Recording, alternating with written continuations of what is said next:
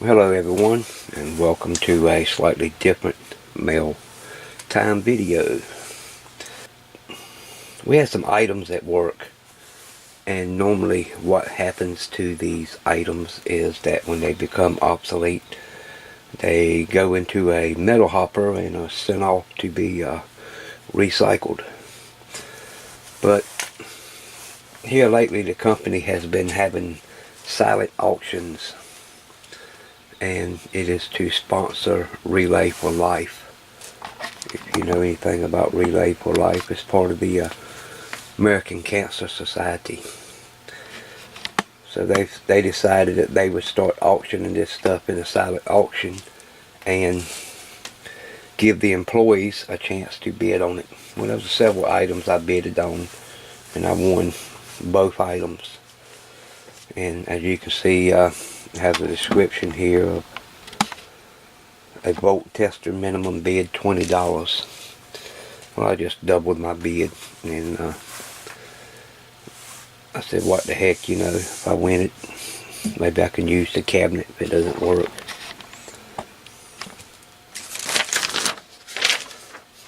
But what this is actually a DC power supply. It's about 22 inches wide, stands 10 inches tall and about 15 inches deep, and it weighs just around 100 pounds. So it was kind of tough getting here in the shop. And I went ahead and checked it out, and the old supply still works. You can see it has a DC voltage, a Simpson meter. It goes from 0 to 100 volts, and also a DC ampere meter, and it's also a Simpson. It goes from 0 to 15. We have a large voltage adjust over here. It's like a variac style control. Power switch, power indicator, fuse, and output jack. And after checking this thing, it's about a 10 amp supply, and I still haven't figured out, is this something that the company made, bought the parts and put together? Is what I'm really thinking it is from the way it looks. This thing is probably back from the early 80s is what I'm thinking. I haven't looked at the back of the meters to see if there's a date code on them, but I'm thinking it's somewhere 80s, early 80s. But if you notice, the control was put in with bolts, which is a little different than what a manufacturer would have done.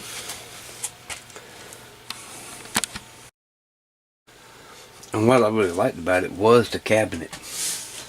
And I figured, if it didn't work, I could repurpose this cabinet, build a receiver in it, an amplifier, or whatever, But after checking it out, the unit does work.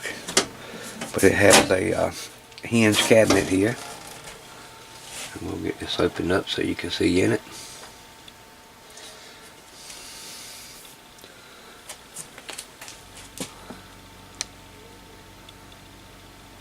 You can see this huge power transformer, and it's a General Electric transformer. It says DC power supply, model number 9T66Y985, 95 to 130 volts AC input, 60 cycle, 15 amp max input current, 90 volts DC at 10 amps DC output.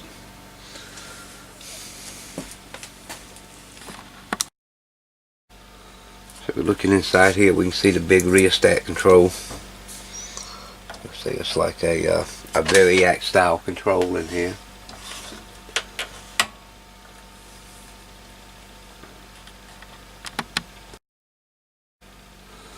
We have 3 large General Electric capacitors.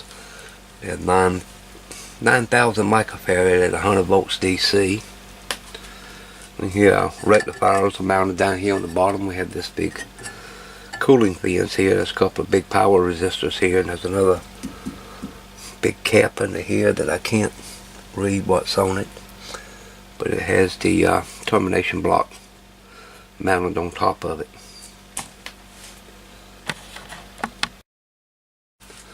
So, you know, one thing that does make me wonder if it will really handle 10 amps is the size of this wiring. Looks like about 14 or 16 gauge wiring in here. And this comes from the Variact over to the distribution box, and this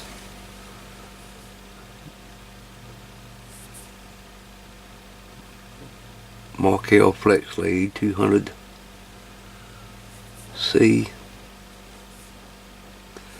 and it's 300 volt wire. I don't think that's really good for carrying 10 amps.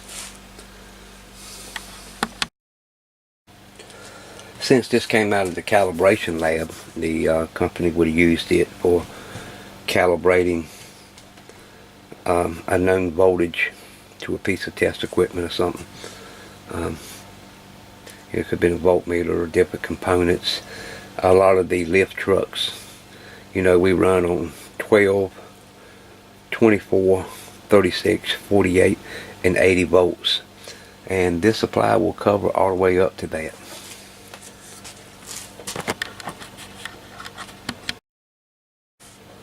I have a voltmeter attached to it, and we'll fire the unit up.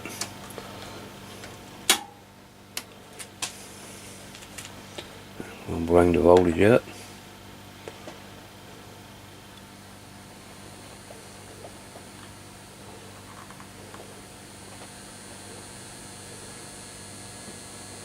That's 50 volts.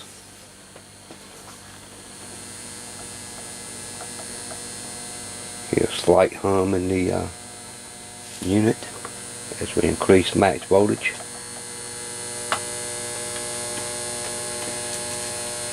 She tops out about 89.8 volts according to this meter.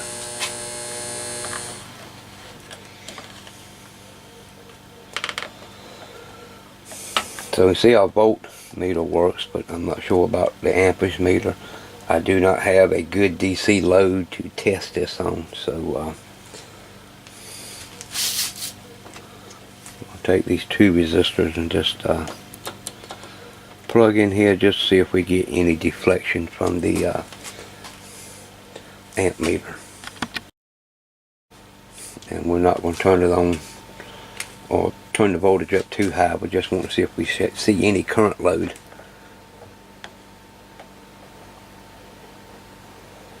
Yeah, I'm seeing the meter start to climb. We're at 13 volts. It's about 30 volts.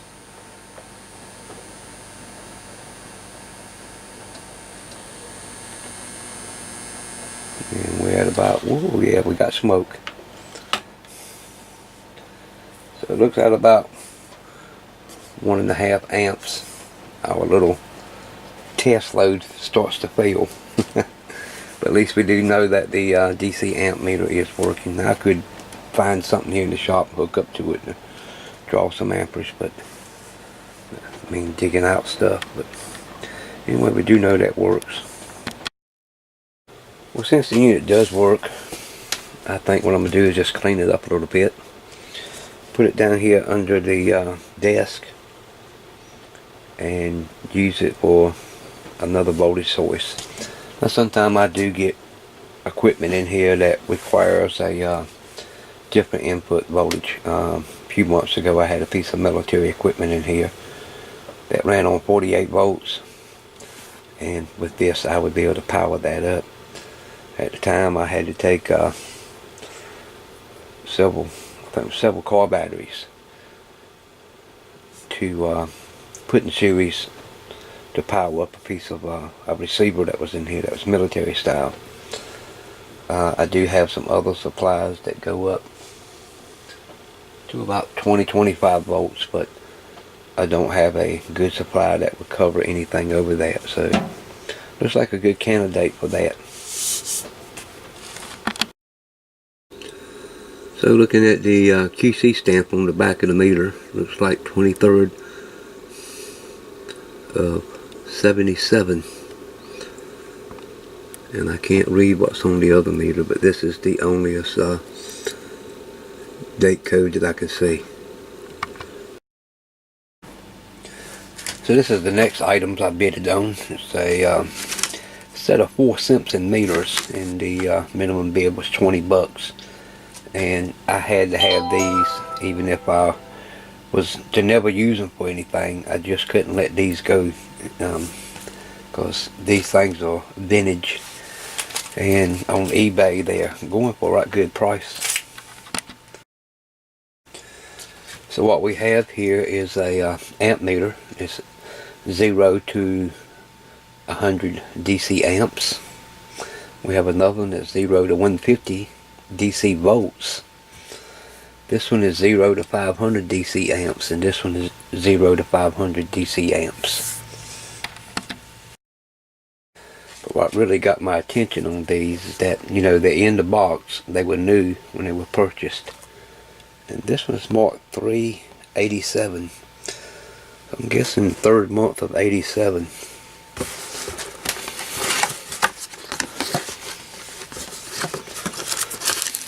Inside we have the brass hardware.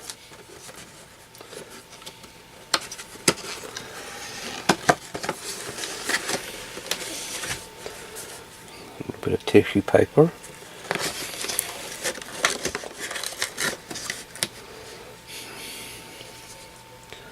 And the meter itself. And as you see, these are brand new, have never been used. There's the caution sticker on it.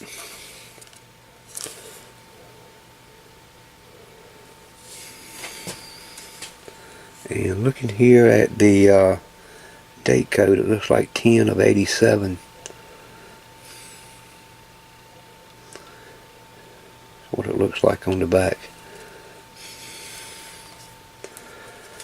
Like I say, even if I do not use these, being vintage meters, I couldn't pass them up. I had to have them. Like this one was 0 to 100. And even on the top it has the punch out, so if you need to mount it in a cabinet, you've got the punch out to do it with.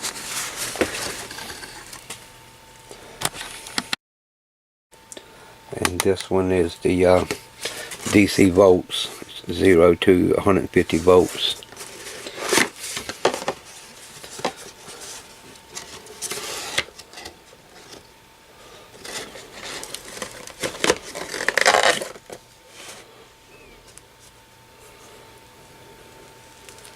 Some nice, beautiful old meters.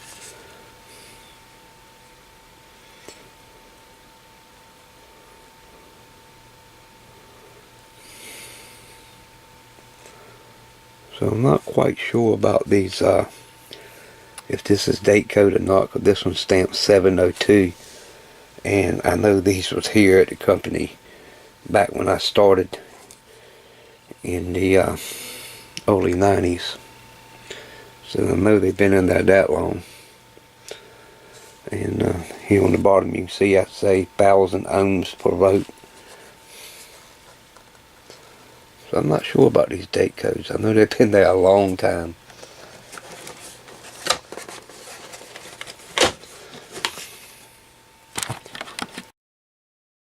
So I think I'm going to go with the 3rd month of 87 is when they were at least purchased and brought to the company. And you know, we had a lot of test equipment there that was used, and we had a big box that hung on the side of a forklift. And it was connected to the forklift, so you drive it around and it would measure volts and amperage, and all you done was just pull the meter out, plugged it into the box. It had spring clips, so there was no wiring whatsoever on them. They just plugged into a hole in the box and you could read it. So this is what these extra meters was for back then. So you know, maybe somewhere down the road we'll use these in a project or use them for testing, or they might just end up on the shelf and just for some memorabilia, some old 1980 meters. So this mail item comes all the way from Middlefield, Ohio, from my good friend Dale that posts quite often on my videos, and he sent a packing slip with it, and in the packing slip he did not tell me what it was. He just said this is the item that he has used for a while and did a lot of upgrades and alignment to it, and he's upgraded his bench. So he sent this in and basically said, do what you want to with it. We're going to crack this thing open and see what we got.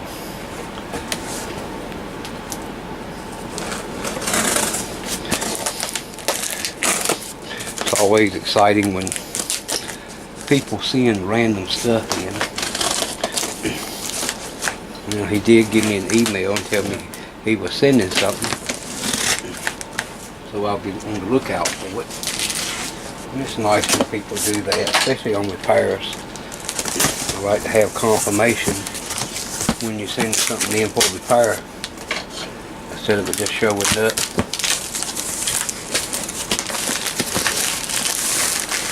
Well, I'm going to say whatever it is a box in a box. So it's a good packing job.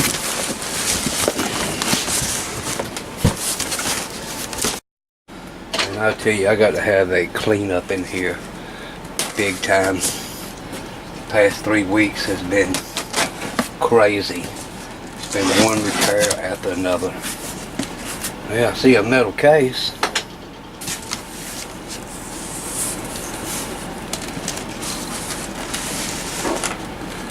Oh, looks like we have an oscilloscope. Let me go ahead and get this out. Look at that. What we have is Hitachi oscilloscopes to model V12. This is a 20 meg oscilloscope, dual channel.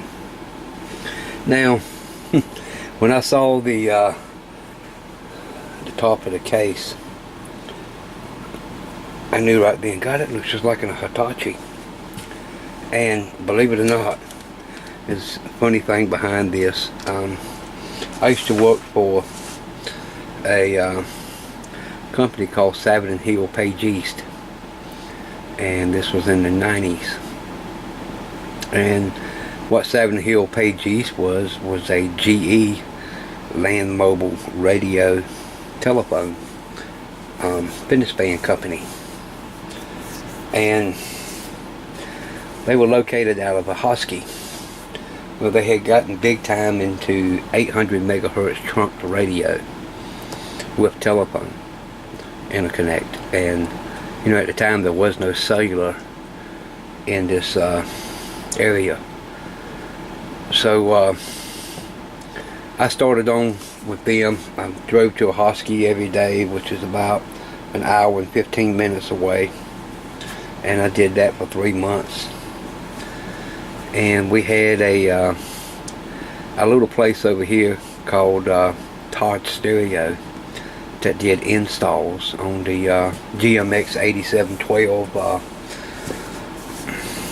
trunk mobile radio telephone system. And we went ahead and bought a building and opened the office over here, and I became the general manager for this area. And the exact oscilloscope that we had in our office here was a V212. So I have used an oscilloscope like this for a right good while on servicing GE land mobile radios. Now the TMX 8712, it was basically, you know, just a computer radio, just a small radio with a telephone handset on it. But you had to go in and program it, and then you had to set a couple of variables in there with an oscilloscope. And this was the same model oscilloscope I used doing that. In fact, you know, I used it just for every repair that went in to the shop. Now a lot of people saying, oh, you got to have, you know, 100 megahertz, 200 megahertz for basic functions. It doesn't really matter how big or how much bandwidth is in the scope. For radio repair, you can get down with low bandwidth for some of the things that you use to sit in these radios. But this is a very nice looking oscilloscope. Let's hook it up and just see if it even, well, he says it works, so let's check it out and see. Alright, I got the AC plugged in. Boom, look at that. You see how fast the trace came up? Not bad at all.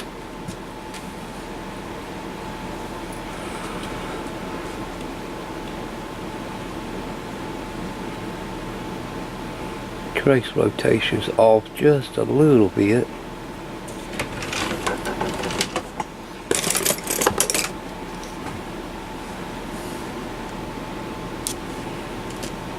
It's not too bad. The also sent along probe and a service manual.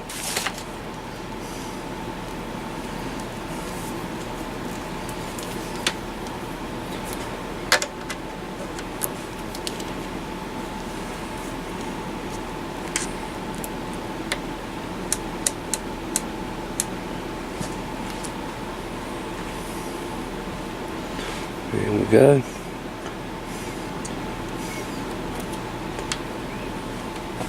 Channel 1, that was on DC.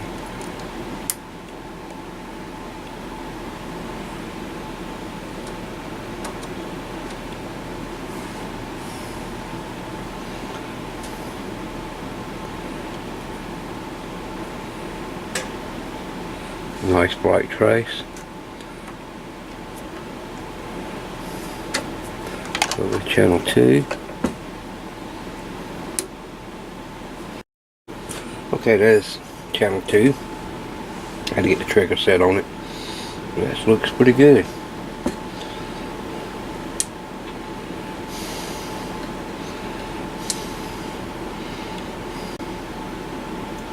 I like it.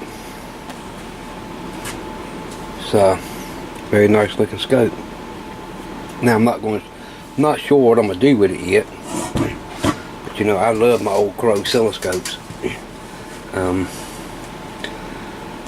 I am setting up a small lab in the house in a spare room, so I might take this in there just for testing purposes. But we'll look and see that.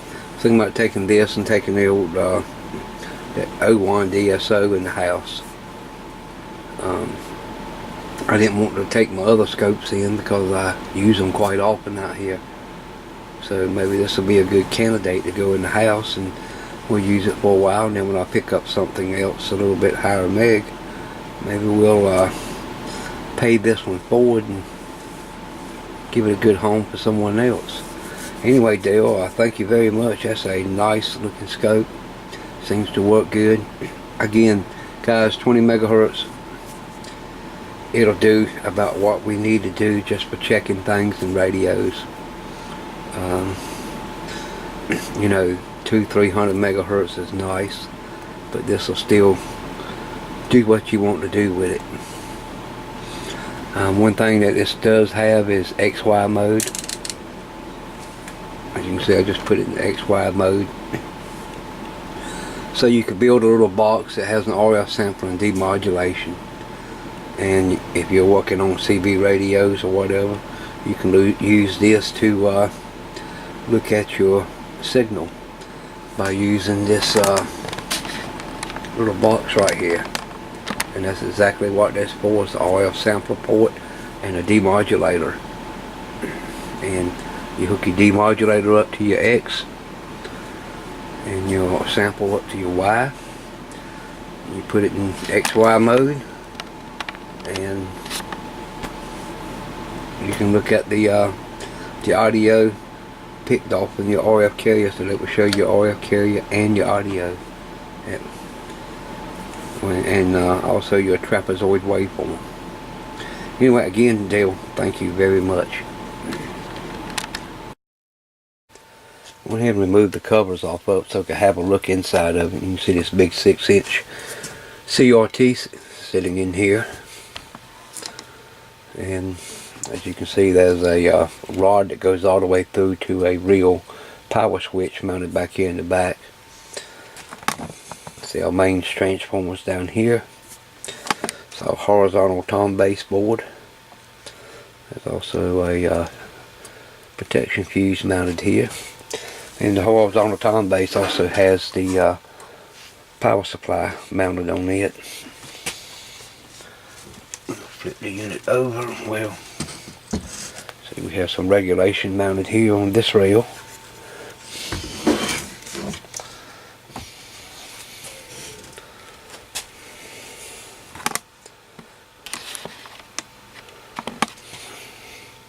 Here's our main board, volts per division. Notice two regulators or two transistors.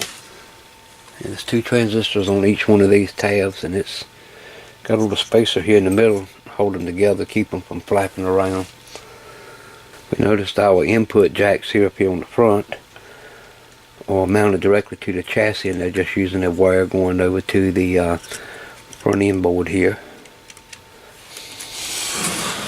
It's a nice, easy to service piece of equipment. It's not hard at all to work on. They do have a full service manual online, which I've already downloaded. But yeah, it's a very nice design, you know. I mean, 20 megahertz scope, but it's built well. So that's a quick look at the Hitachi V212 20 megahertz oscilloscope. Now when Dale sent this in, he said do whatever you want to with it. So I'm not sure what I'm going to do with it yet. Like I say, I do have quite a few scopes here in the shop, and I do like collecting scopes, but I'd sit here and think about it. I might just put this in a future giveaway. We'll just have to look and see. And just for those that haven't checked yet,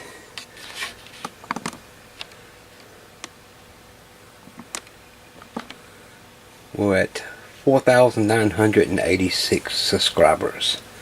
So the 5K is getting there pretty quick. A lot quicker than I thought it was. And I already have the Slumber-J, with a Heath Slumber-J, model SM21A on the bench. And been going through that and testing some components to see what needs to be replaced. We'll get it cleaned up, we'll get the inside rebuilt, check the two tubes, get this faceplate polished up so it'll look real good. And just so you can see the inside of it,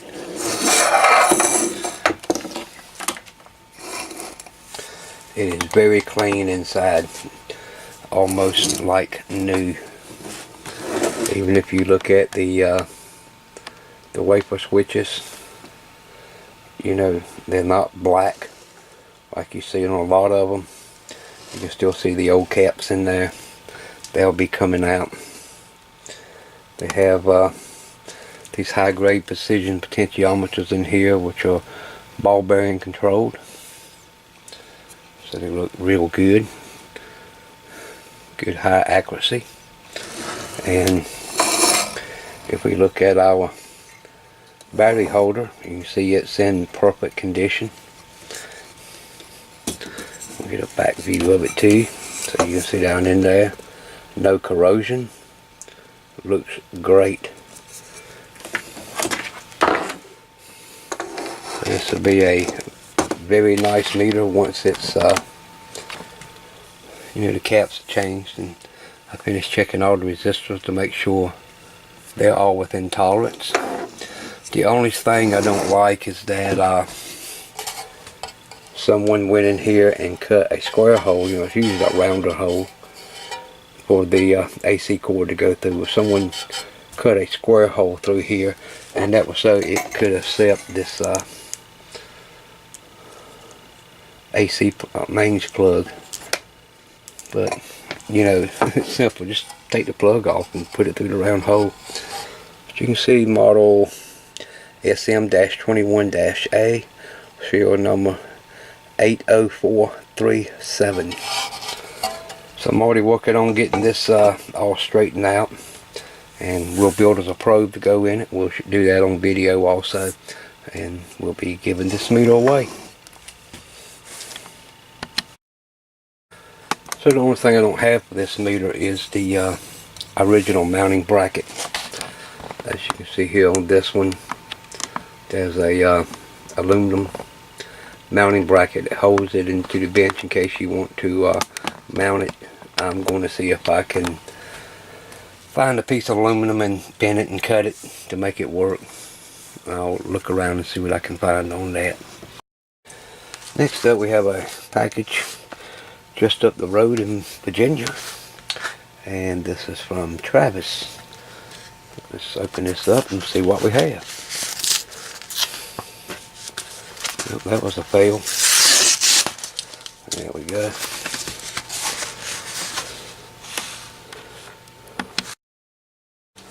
And what Travis has sent in is the complete set of instructions and fold outs for the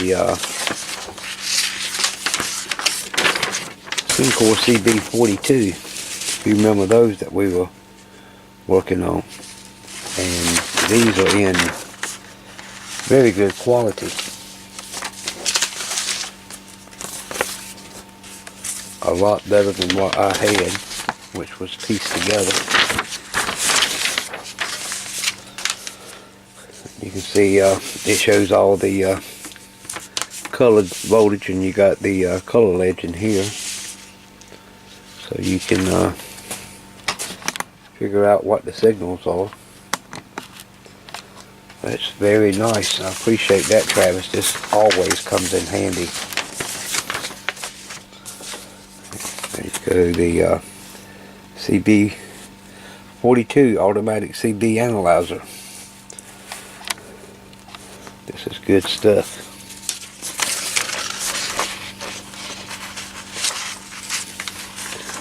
It looks like Travis went somewhere and had this originals copied.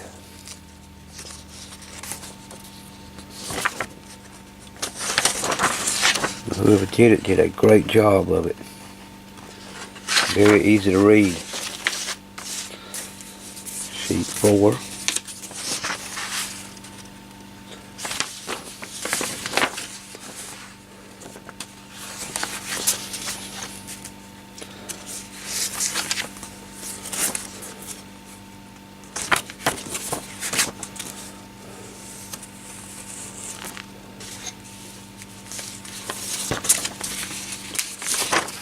I love these big fold outs like this. It's so much easier to read through this instead of downloading it on the internet, and you know, you're looking at just a small part of the page at one time. This just makes it easier to better to go through, and then you can hang these up several ones to see the interconnects and so forth. So that really comes in handy. And this was just sent out of the blue. Had no idea that Travis was sending this in.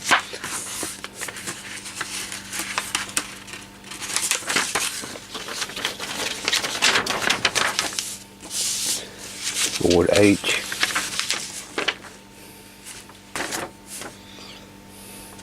Good on you, Travis. Appreciate it very much. This, like I said, this will come in very handy for troubleshooting them CB42s. Anyway, hope you enjoyed the video. It's kind of short, to the point, but that's what we had for this time. And you know, leave your comments down below. Click on the Show More tab for more links, and we'll see you in the next video.